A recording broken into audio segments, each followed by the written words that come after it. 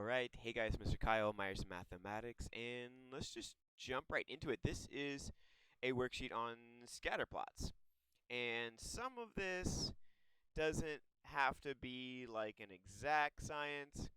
If your teacher wants you to do it where it's like super, super exact, then you'll probably want to use a calculator. And if you want to know how to use a calculator, probably just go ahead and shoot me a comment in the comments below, or an email, or however you want to do it. Because I'm going to show you how to do this without a calculator. And in some places where we need to find a line of best fit, we'll we'll do a line of best fit, but it won't be like a calculator type line of best fit. And I'll show you what the difference is in a second. So let's get started. It's either going to be a positive correlation, a negative correlation, or NOR correlation. So let's do that part first. Positive, negative, or no? Meaning like is it going up? Or maybe it's curved and going up? Is it going down? Curved and going down maybe? Or nothing. So it's like, just a bunch of, you know, dots all over the place. Just a crazy mess of stuff. And this is the part that's, it's not insanely scientific. This is actually more of an art, which is kind of weird because math is normally a science in like every way. But when you start getting into higher levels, actually, it does become more of an art. But anyways, the first one, number one, there's not really any particular thing going on here, so we'll say none, or a zero with a slash through it maybe. Okay, what about number two? Well, it looks like it's kind of going in the down direction, so we'll say that's a negative correlation. Okay, number three, it's coming up. It's kind of like leveling off. Oh, and then it's like starting to go back down actually. But generally like a positive. Generally like a positive. And then this one's coming down, so a negative for that one too.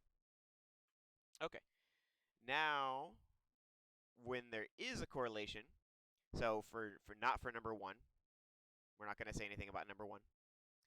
It's either going to be linear, quadratic, or exponential. Okay, so number one, there's no correlation, so it's not going to be anything. Number two, and this is it's a little bit debatable maybe, but number two looks mostly like a line. Basically, the way you want to figure this out, because you could be like, oh well, it looks kind of like a curve, like if I go like this, it's like, oh, then I can make it a curve, that makes a curve. And it's like, yeah, so you could make an argument for that, but the way you normally want to think about it is start with a line. Could I say it's a line? And if I could, then say it's a line. If I can't say it's a line, could I say it's a quadratic? And then if I can't say a quadratic, then it's an exponential. Or something else entirely. But that's how we're going to treat it like this. We're going to start with linear. If we can't really say it's a linear, then you can say it's something else. But this is like, you could say this is a line. You've got kind of like that kind of thing going on. So we'll say linear. All right. Quadratic. Well, I mean, this one is kind of linear, but it starts to like turn back around almost. So it's almost like if I follow the dots, it almost kind of like turns back around, and then like it would keep going down or whatever after that, like an upside down parabola. So this we can call a quadratic. Okay, and then that pretty much makes this one an exponential, right? That's normally how these worksheets go. But it is an exponential because it kind of comes down. It does curve, but then it kind of levels out. So exponentials will kind of look like they level out on both sides of the arrow.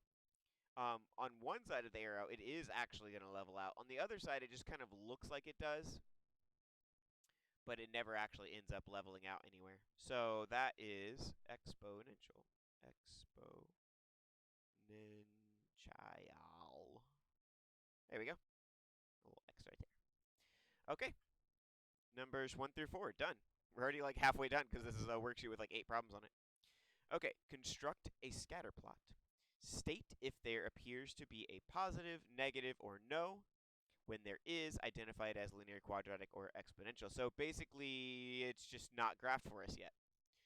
That's really the only difference. So we'll say purple for the scatter plot, and then we'll just use the same color scheme we were using before, positive, negative, or no. So positive, negative, or no correlation. And then for the last part, we say, and we can, you know, we can tone it down a little bit. So we could say, uh, you know, nothing there for the type of graph it would be, or we can say linear, quadratic, or exponential, and we can just do it that way. Okay. But first, we have to actually construct a scatter plot, which isn't really anything fancy. All we're gonna do is just kind of, maybe I can zoom in here a little bit. And we'll graph these, oh, no, I don't want to leave the page. We'll graph these points here. So x is 1,000, and it looks like every space for x's is 1,000 for number 5, and then every space for y is 500. So it's not the same spacing. We have to be really careful there. But let's go ahead and graph it. So 1,000, and then 1,300. So that's going to be about right there. Okay? And we can kind of cross them off as we go here. 2,000, 1,500. Okay. 3,000, 2,000. Okay. 3,000, 2,000 again. Well, we don't need to graph it twice. It's going to be the exact same spot. That could have been a typo. I don't know. 4,000, 2,400. Okay. 5,000, 2,500. Okay. 7,000. We're skipping over 6 apparently. 3,600.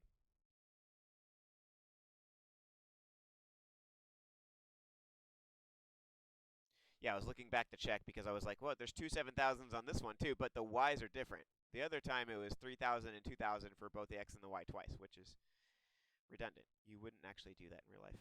But 7,000, 3,700, that's like right above it. So there's actually 2 points right there. It's a little weird, graphing 1 point right on top of the other one, but hey, it is what it is. 9,000, 4,200,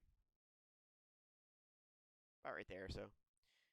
And then 10,000, 5,200, all the way at the very top. Okay, so we graphed it. And actually, you know what? Let's go ahead and graph number 6 too. Let's get all the purple parts out of the way here for 5 and 6, and then we'll go back and do all the blue parts and then all the green parts, just like we did on 1 through 4. Let's go ahead and do that. I think that'll take less time. So 140, just shy of 150, and 500. Okay, then 150 and 1,000. Okay, 170 and 300. Okay, 180 and 100. Okay, 270. See, that's 300, so 270 is about right there. 200. This looks like nothing really is going on here. 280, 900, 450, and 500 twice. That you don't need to write the exact same point twice. Goodness gracious. 450 and 500. Okay. 770 and 400.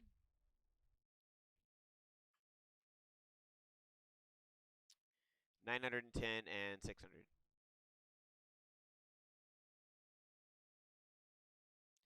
Okay, yeah, nothing's going on there. That's a whole lot of nothing. All right, let's zoom back out a little bit here. And the next two parts are exactly what we just did for 1 through 4. So I won't spend too much time talking about it, but for number 5, definitely a positive correlation. And for number 6, no correlation, which means also for number 6 that we'll have no kind of graph that we're going to try to say it is. This one is mostly linear, so we'll say linear. Right? Again, default to linear. If you can make a case for it being a line, then make it a line. And then if it's not a line, then you would make it something else, right? And then same thing with quadratic and exponential. Okay, find the slope-intercept form of the equation of the line that best fits the data. This is a new thing, so we'll use a new color. Let's see, red and orange are really the only ones I think I haven't used yet. Oh, and yellow. Red, orange, and yellow. So let's use orange. Okay. Slope-intercept form of the equation of the line that best fits the data. 2 and 150. Oh, okay, they already graphed it. So all of this is useless because it's all graphed already. Like for right there, it's like 27, and then 490 and 500. You can tell the 2 points are like right on top of each other. Okay, so it's already graphed. We don't really need all that. You can, leave it there if you want, but it's not 2 different problems. It's all one problem. Okay, slope-intercept form of the equation of the line that best fits the data. So even though it kind of looks more like a quadratic, because it looks like it's like dipping back down, we're going to have to say it's a line, which is a little weird because we just finished saying like, oh, well, if it is definitely a line, make it a line. If not, it's something else. But now we have to make it a line. So what you do, well, there's a couple of different things you could do. You could graph the line like this and then ignore the other points. Or you can kind of like go more akin to like the starting point and the ending points. Or what I would do if it was me is I would kind of try to find like a hybrid where we kind of like adjust for the fact that there's this cluster over here, but we also know that it's like, going to conform to some of these points right here as well. Okay? And the calculator can actually do this pretty well. You can do a line of best fit on the calculator. If you want to know how to do it, again, I said this at the beginning, you can let me know, and I'll like tell you in the comments. I might like try to find a YouTube video on it, on how to do it, or maybe I'll make a whole nother YouTube video on it myself on how to put it into the calculator. But I'm sure somebody else has already done it, so it is what it is. But the simple way to do it would be to just kind of go for it. Just try to have it, align with as many points as you can, or be right in the middle of all the points as much as you can. And that's what I'm trying to go for here, is kind of like trying to get it in the middle. All right, well, then from there, you kind of just find 2 good points, and you go for it. If we want slope-intercept form, the other thing, too, is like that looks like it's at maybe like 140 for the slope and the intercept, through the intercept. So slope-intercept form, right? M is the slope. M is rise over run. Rise over run. And B is the y-intercept. So let's start with the y-intercept because that's usually easier. It looks like it goes through about 140, I want to say, just under half. So about 140. And then for the slope, basically you just find 2 good points. So that point looks like it's pretty much at like 10, 200. And then that point pretty much looks like it's at 70 and 800. Okay, so then how much do we rise and how much do we run? Because that's going to be the slope, right? So we rise from the point that we marked here. 1, 2, 3, 4, 5, 6 spaces, which is 600. And then we run 1, 2, 3, 4, 5, 6, 7, which is 10 spaces each, so 70. So about 60 over 7. 60 over 7x plus 140. And that's one way to do it. The other way to do it would be to use the 2 points and put them into point slope form. So that's another way to do it. We'll get a slightly different answer, but this is, like I said before, it's not really an exact science, especially if you're not doing it with a calculator. You can do it without a calculator and have it be like an exact thing. But it's really, really menial. There's a lot of really simple calculations, like a lot. So, especially, the more data you have. So we would do like slope-intercept form, or point-slope form, I mean,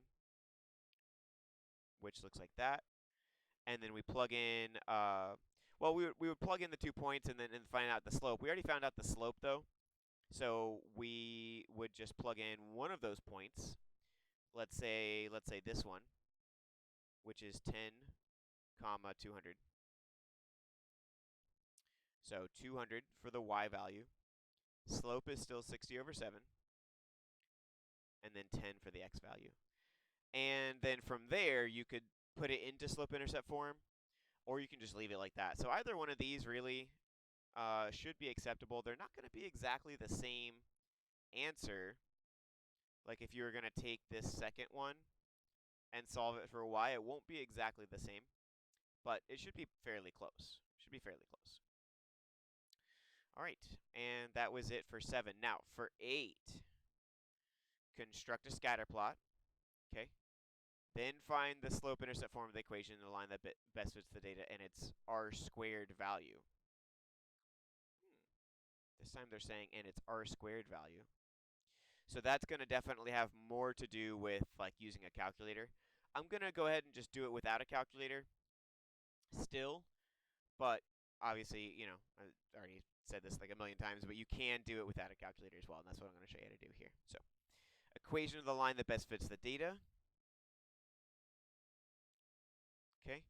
And then the scatter plot itself, I think we used purple for the scatter plot before, so we'll just keep using that same color. Oh, there's the answers. Nah, too soon. Let's do purple. Purple. And construct, oh, no, I want to, wait. I ended up highlighting it. I'm going to leave it, actually. I did not mean to do that, but it's all good. Construct a scatter plot. All right, so we're going to graph all the points first. Let's do this. So point 1, goodness gracious. Point 1 in 2000. I don't know why they keep giving us double values here. If you're going to do it by hand, double values don't mean anything. I guess if you're going to use a calculator to do it, then as you type in all of the points, you would type in double values. And then it would affect how it draws a line of best fit on the calculator if you have a double value. So I guess that's why they're double values, because maybe this worksheet was meant for you to use a calculator on, but we're not going to. Not that I couldn't. I was like, well, let's just do it without, because I feel like it's just too easy. It's just too easy. Once you know how to use the calculator to do it, the calculator does all the work, right? So the hardest part is just figuring out what buttons to press. But once you figure out the buttons to press, then it does all the work for you. So, anyways, 2.6 and 3,000. About right there. 3.7 and 4,000.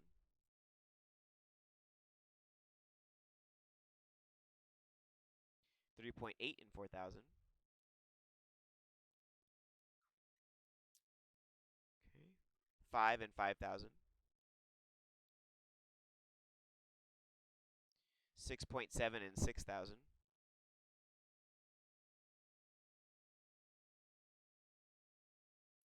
7.9 and 7,000.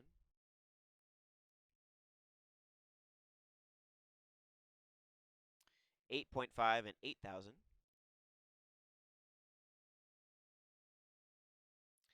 9.4 and 8,000. Whew, okay. So we want a line of best fit. Switch back to orange here.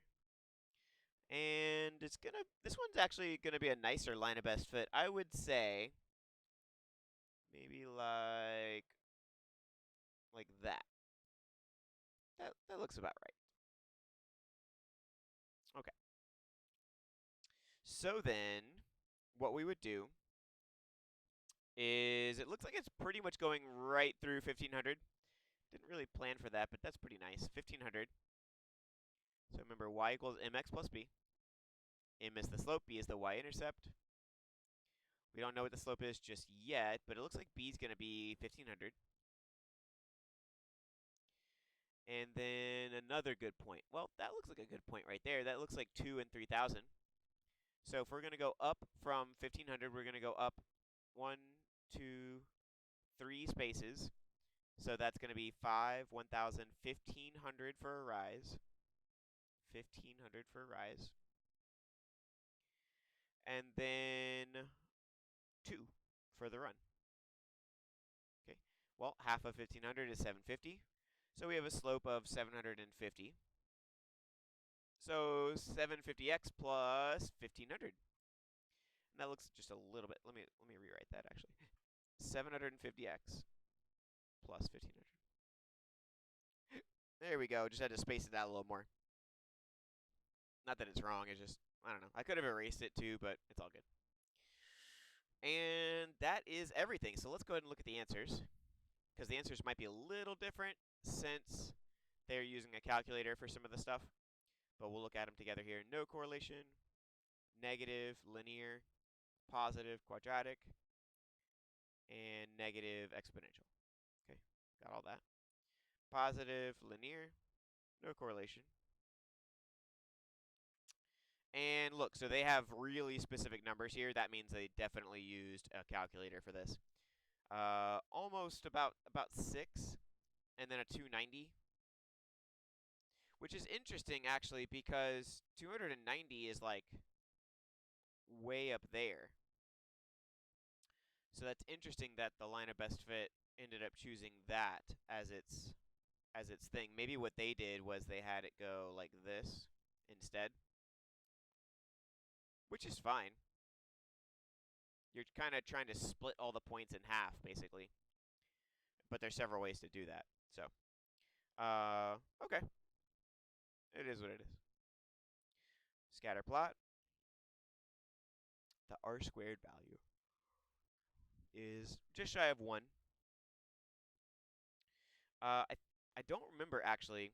I'll have to look that up because it's been a while since I'd done the r. I remember the r² value, like I remember doing it, but actually not familiar with that right now. I mean, I could have looked it up, but I was like, well, we're just gonna do it without a calculator anyways. So, if you want to educate me, you can, and tell me what that r² value is. But that's what they got there, and then they said that 1643. Which we got 1,500, so that's actually pretty close to what they got. And then 681. I think we said, what, 750? So we're pretty close-ish. And that's it. So that is how they do it with a calculator. They get those really specific numbers. And that's what we did. So if this was helpful, you can always find out more free stuff on YouTube that I've put out here. Or you can go to my website and find all the things. I have all my YouTube videos on there as well, on top of like other resources too. Like one of them is called the 5 Math Mistakes Everyone Makes and How to Avoid Them. That one's really easy to find. It's just right on the main page, myersmathematics.com. So go check that out and grab some more stuff. If you think this was helpful and you want more things that could be helpful, go check that out. And if not, I'll see you in another video real soon.